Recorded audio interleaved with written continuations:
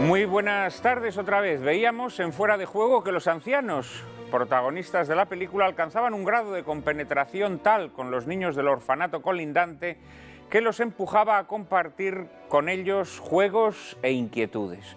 En Lágrimas en la lluvia anhelamos alcanzar con nuestros espectadores similar grado de identidad y compenetración. Por eso hemos dispuesto una dirección de correo electrónico a la que pueden hacernos llegar sus propuestas y sugerencias. Hemos recibido muchos correos esta semana, Cárcava. Pues muchísimos correos como cada semana, Juan Manuel. Correos como el de Juan María de Benito, quien nos solicita un programa dedicado a tratar el sentido, el valor, el abandono y el actual rechazo de la tradición española. Gloria de las Heras apunta en su correo que este año tiene lugar el bicentenario de dos genios de la música como fueron Verdi y Wagner. Podríamos hablar así de los momentos difíciles que vivió la Europa de mediados del siglo XIX. Rafael Pérez nos realiza una propuesta a la que, si se me permite, me adhiero, que es hacer un coloquio sobre la filosofía y teología subyacentes bajo la obra del gran escritor británico Tolkien. Para ilustrar el coloquio, prosigue don Rafael, podríamos recurrir a la película El Señor de los Anillos de Ralph Bakshi de 1978. Más cosas. María Cobos pide que se incluya en los planes de estudio una asignatura de filosofía desde secundaria para amueblar mejor las mentes de nuestros jóvenes y nos sugiere que para ilustrar su propuesta emitamos la película El Club de los Emperadores. Seguimos con Francisco Andrade, que asegura ser un fiel seguidor del programa y que hoy está de suerte porque nos dice que echa siempre de menos a uno de nuestros invitados más queridos, Antonio García Trevijano. Una segunda parte sobre psicoanálisis es lo que nos pide desde Valencia María Teresa Miralles y sugiere que para ello emitamos la película Freud, Pasión Secreta, dirigida por John Huston. Un tema tangencial al que hoy les expondremos, pero formulado de forma antagónica, nos llega gracias a Ruth Pérez desde Cantabria: el miedo a envejecer.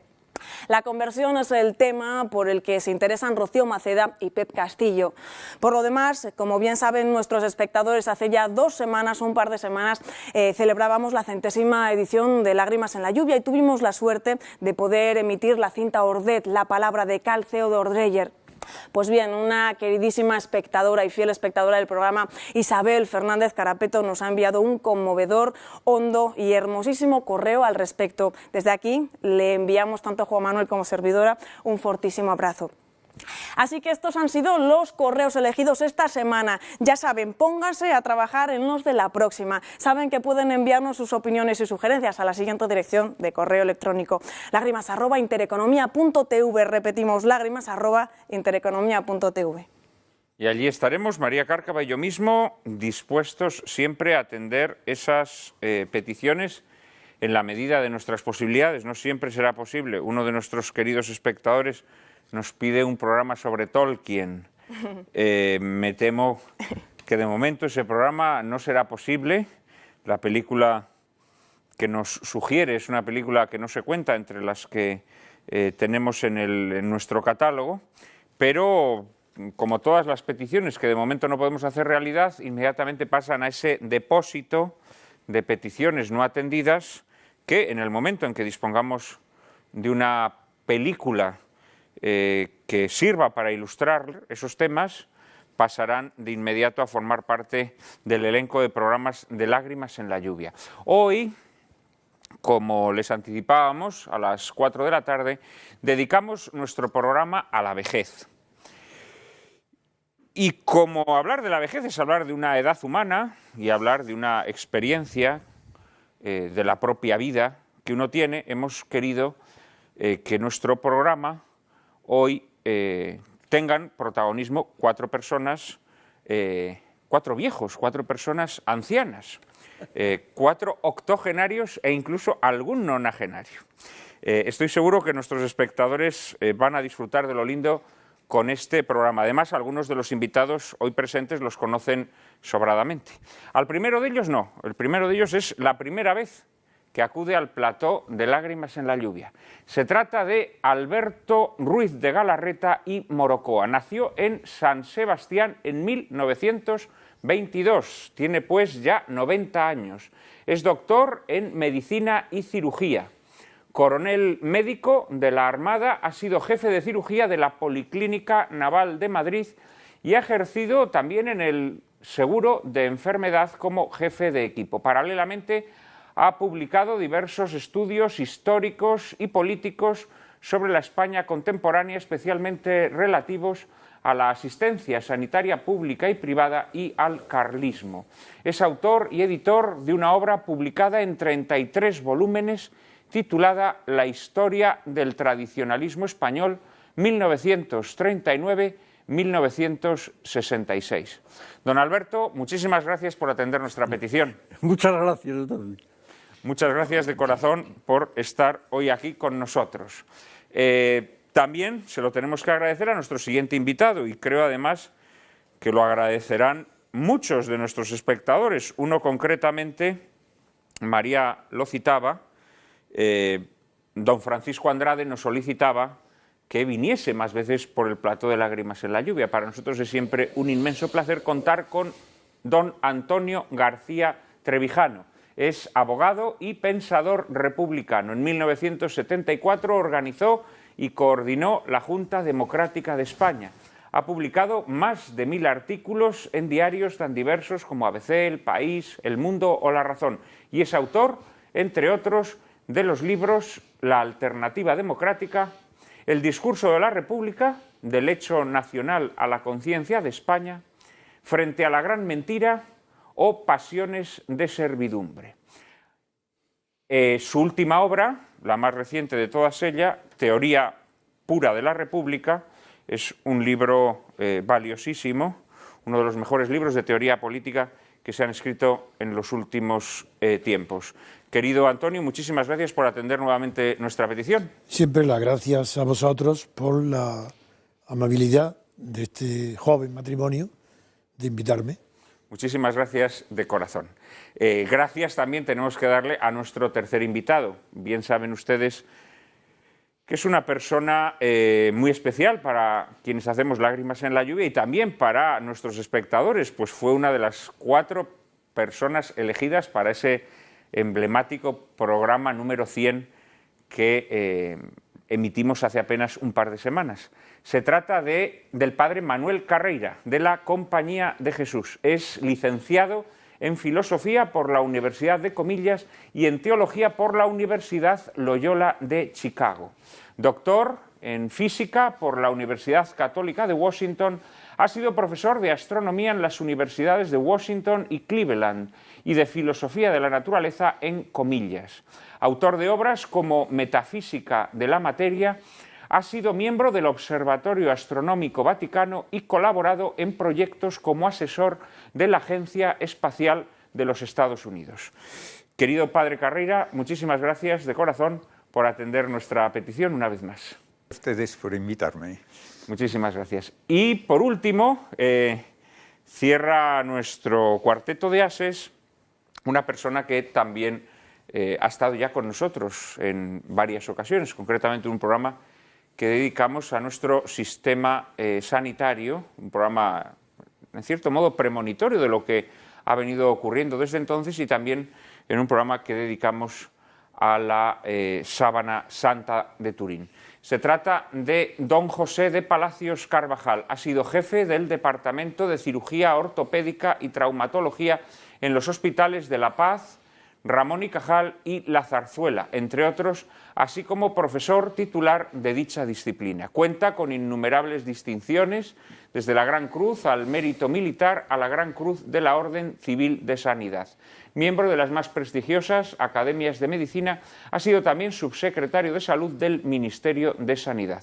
Es autor de la obra La Sábana Santa, estudio de un cirujano, y más recientemente de 2 novelas, El misterio de la caja de música y El ojo de Nefertiti. Querido don José, muchísimas gracias por atender nuevamente nuestra petición.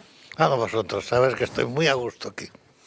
Bueno, y como es costumbre en nuestro programa, y aunque sea muy someramente, porque ciertamente la película de hoy pues es una película que espero que a nuestros espectadores les haya hecho pasar el rato, pero no es una gran obra maestra del cine, pero seguramente sí estará bien que comentemos algunos aspectos de la película.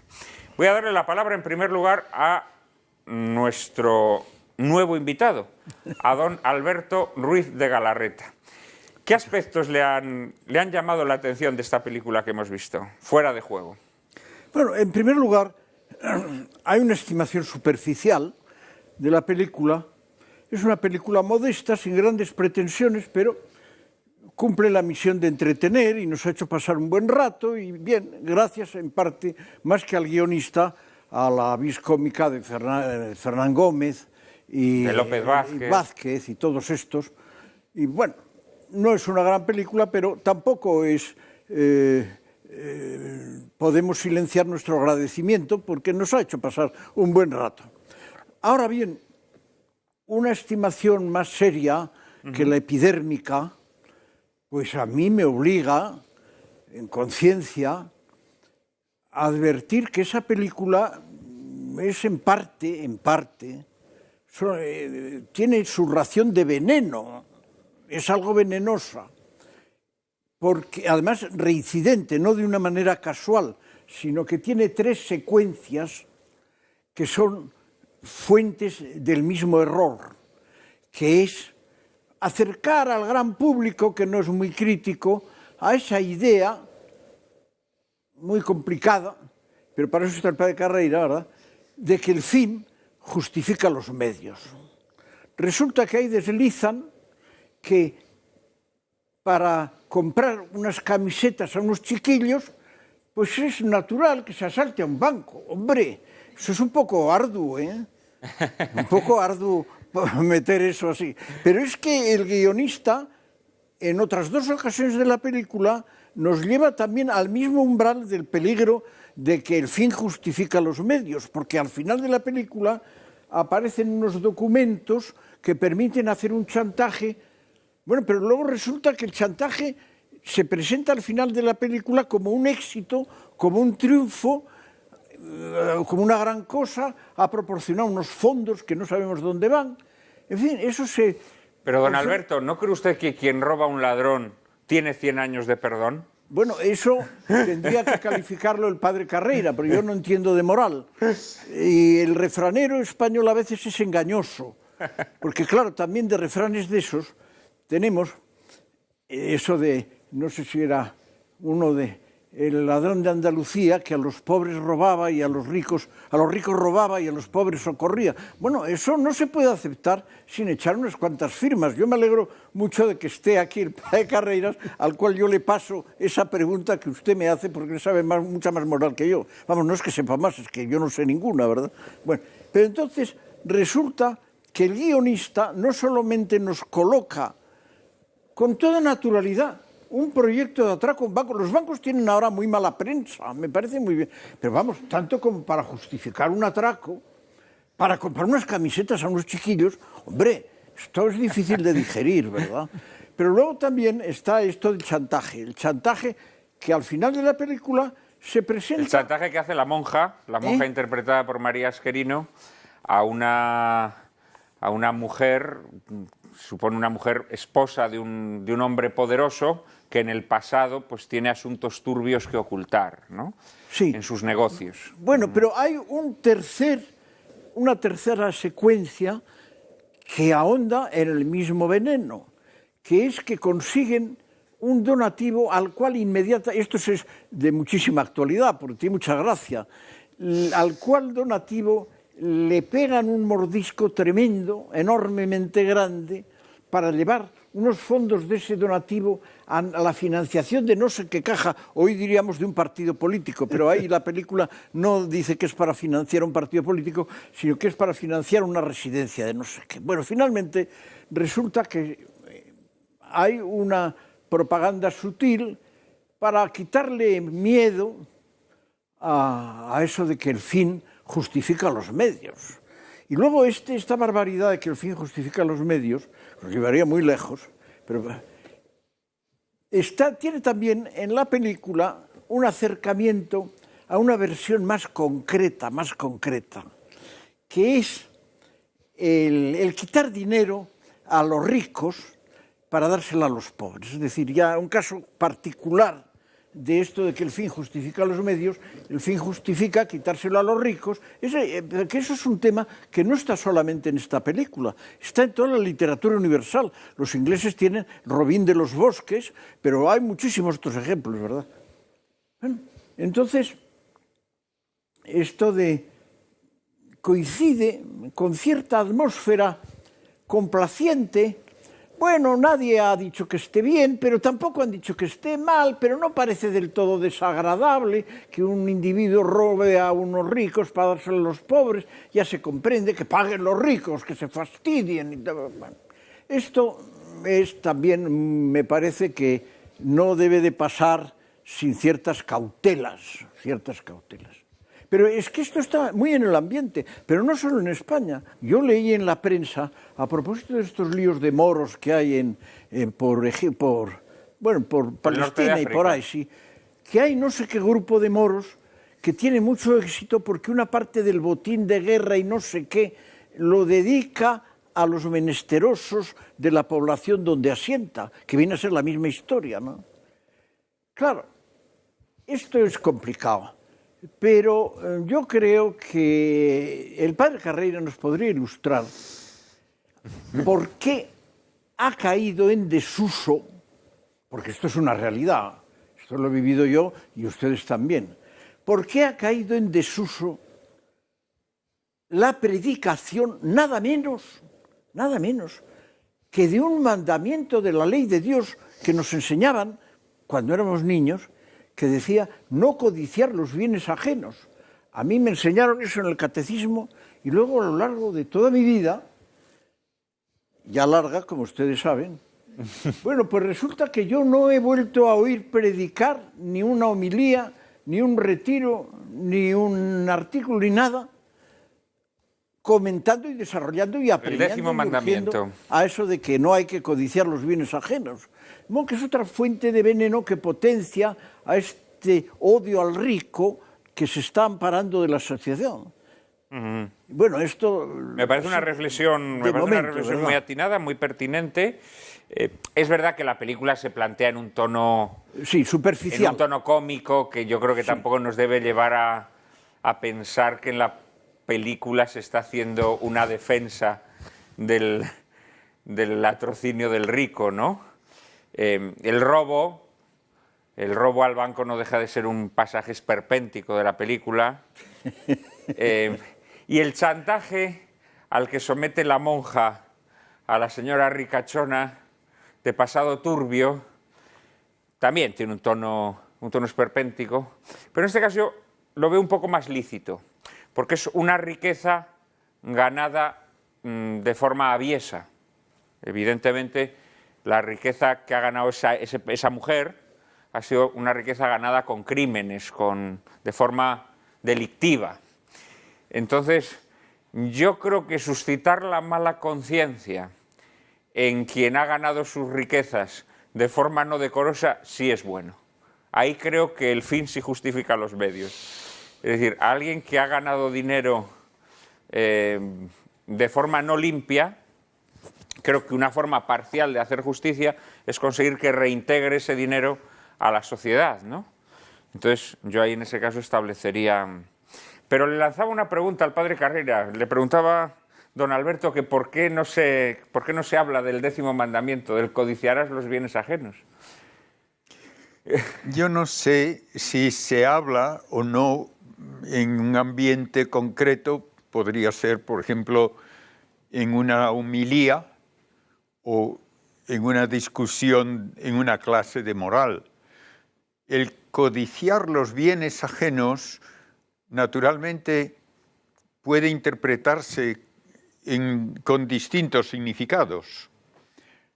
Codiciar, tener tanto como el otro tiene, pero por medios lícitos que yo consiga tener ese nivel de bienestar, en sí no es malo. Lo que es malo es el codiciarlos para arrebatárselos por medios ilícitos. Y eso naturalmente es robar. De modo que no codiciar los bienes ajenos literalmente significa no robar. No es no desear tener ese nivel de dinero y ese nivel de seguridad económica. Es el quitárselos al que lo tiene. Y naturalmente eso es totalmente inadmisible. Lo que nosotros tenemos siempre que preguntarnos, es la única base ética del cristianismo, es, ¿lo haría Cristo? ¿Eso que usted defiende lo haría Cristo? ¿Se atrevería usted a atribuírselo a Él? Y me parece a mí que con ese baremo para juzgar las cosas tiene uno que estudiar muy exactamente lo que dice y por qué lo dice y cómo lo dice. Yo no puedo aceptar simplemente que el tener dinero alguien es malo. Ni tampoco puede decirse que el quitárselo, por lo tanto, es un acto aceptable. Recordemos que en toda la Biblia se da la impresión precisamente de que aquel que es fiel a Dios también recibe de Él una prosperidad material. Ese es el modo en que se habla casi siempre en el Antiguo Testamento. Dios no permite que sufran falta de recursos aquellos que confían en Él y que quieren hacer su voluntad.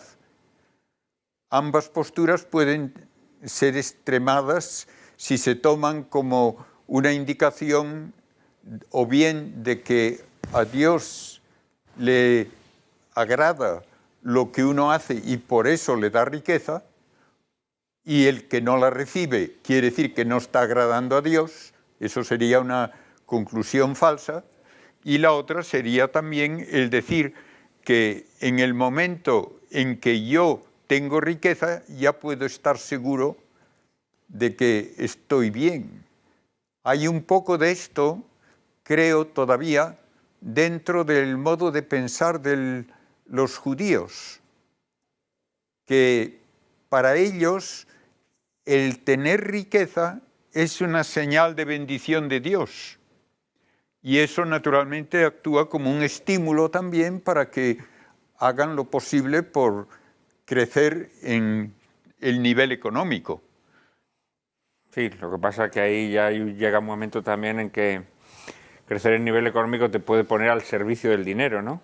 Exactamente. Contra lo que nos advirtió Cristo también, ¿no? Por eso digo que no se puede sacar de quicio ese punto de vista sin caer en cosas que realmente no siguen el ejemplo de Cristo. De modo que tenemos que matizar lo que decimos en ambos casos. En la película, una nota constante en la película es que estos viejos están solos, están abandonados, ¿no?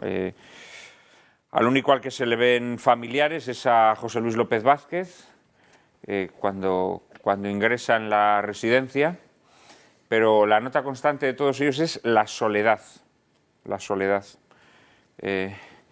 el abandono de sus familiares, de sus seres queridos. ¿Creéis que esta es una nota característica de la situación de los ancianos hoy? Antonio. Creo que sí. ¿Crees que los ancianos...? Tu introducción ha sido francamente sintética y buena. Los pueblos antiguos no solo es que estuviera su cultura basada fundamentalmente en las tradiciones, sino que el progreso de los pueblos primitivos se retrasaba más que otros pueblos que no tenían unas tradiciones tan fuertes, hasta que en la época moderna, cuando llegó la época de las grandes revoluciones, cito por ejemplo a la revolución bolchevique, a Lenin, que es para mí el ejemplo más típico de un gran revolucionario, pues Lenin fue sorprendido al día siguiente de la toma del Palacio de Invierno, del cañoneo de la Aurora. Estaba en el Instituto Smolny, que estudiaban las señoritas, había tomado posesión de su despacho. y estaba subido en una butaca, clavando en la pared el retrato de Pedro el Grande. Entró Trotsky, lo sorprendió y se quedó extrañado de que estuviera nada menos que clavando la tradición en su despacho. Y le preguntó, le dijo, pero ¿no temes que se te caiga en la cabeza? Y él respondió con una maravillosa reflexión, que no hay revolución sin tradición, y que él, el sueño suyo era para Rusia el de Pedro el Grande, que como no lo podía conseguir por los medios tradicionales, había cambiado los medios para conseguir lo que la tradición pretendía, que Rusia, electricidad. El ejemplo holandés lo tuvo presente siempre Lenin. Por esa razón, a mí me ha extrañado muchísimo estos días que he leído en la prensa que un ministro japonés, si hay hoy en el mundo, creo, un pueblo más reverencial hacia los padres, hacia los abuelos, hacia los ancianos, es el japonés. Pues ha habido un ministro de Japón donde ha propuesto suprimir las ayudas para prolongar la edad, dejar que se mueran cuanto antes los viejos y los ancianos, porque el coste para el Estado, que antes tú lo has indicado, es insoportable. Bueno, este hombre, yo creo que en Japón no ha habido jamás un rechazo mayor a una autoridad. No sé si habrá dimitido o lo habrán echado. Con eso quiero ratificar tus palabras, pero poniendo un ejemplo del gran revolucionario que es Lenin y un ejemplo de un pueblo basado en las tradiciones y que quiere abandonarlas, como este ministro. Creo que esas dos anécdotas alumbran tu discurso inicial. Quizá el problema de Lenin era que ese sueño que quería él, ¿no? La grandeza de la Rusia, claro, el fin no justifica los medios, ¿no? Bueno. Podríamos decir. Tenemos que hacer una pequeñísima pausa, una breve pausa. En apenas un minuto estaremos nuevamente con todos ustedes hablando de la vejez.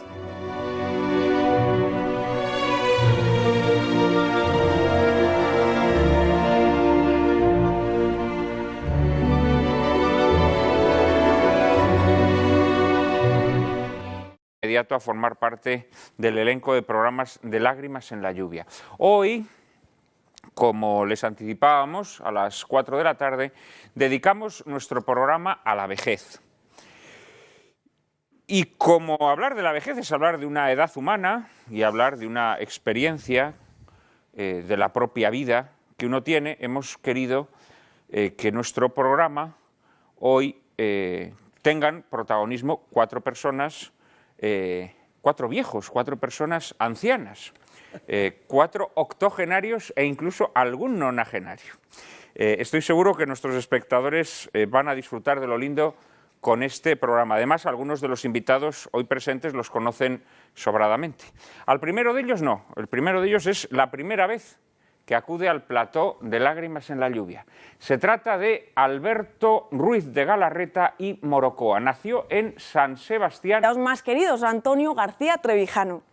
Una segunda parte sobre psicoanálisis es lo que nos pide desde Valencia María Teresa Miralles y sugiere que para ello emitamos la película Freud, Pasión Secreta, dirigida por John Huston. Un tema tangencial al que hoy les expondremos, pero formulado de forma antagónica, nos llega gracias a Ruth Pérez desde Cantabria. El miedo a envejecer. La conversión es el tema por el que se interesan Rocío Maceda y Pep Castillo. Por lo demás, como bien saben nuestros espectadores, hace ya 2 semanas, un par de semanas, celebrábamos la 100ª edición de Lágrimas en la lluvia y tuvimos la suerte de poder emitir la cinta Ordet, la palabra de Carl Theodor Dreyer. Pues bien, una queridísima espectadora y fiel espectadora del programa, Isabel Fernández Carapeto, nos ha enviado un conmovedor, hondo y hermosísimo correo al respecto. Desde aquí le enviamos tanto a Juan Manuel como servidora un fortísimo abrazo. Así que estos han sido los correos elegidos esta semana. Ya saben, pónganse a trabajar en los de la próxima. Saben que pueden enviarnos sus opiniones y sugerencias a la siguiente dirección de correo electrónico: lágrimas@intereconomia.tv. Repetimos, lágrimas@intereconomia.tv.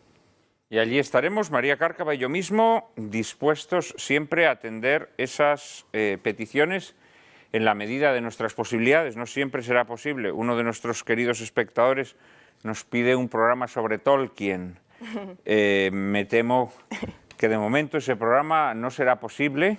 La película que nos sugiere, es una película que no se cuenta entre las que tenemos en nuestro catálogo, pero como todas las peticiones que de momento no podemos hacer realidad, inmediatamente pasan a ese depósito de peticiones no atendidas que en el momento en que dispongamos de una película que sirva para ilustrar esos temas, pasarán de inmediato.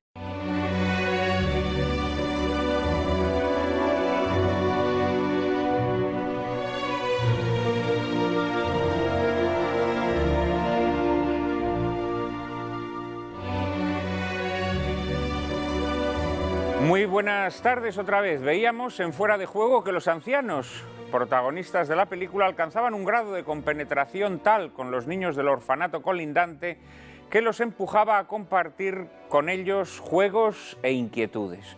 En Lágrimas en la lluvia anhelamos alcanzar con nuestros espectadores similar grado de identidad y compenetración. Por eso hemos dispuesto una dirección de correo electrónico a la que pueden hacernos llegar sus propuestas y sugerencias. Hemos recibido muchos correos esta semana, Cárcava. Pues muchísimos correos como cada semana, Juan Manuel. Correos como el de Juan María de Benito, quien nos solicita un programa dedicado a tratar el sentido, el valor, el abandono y el actual rechazo de la tradición española.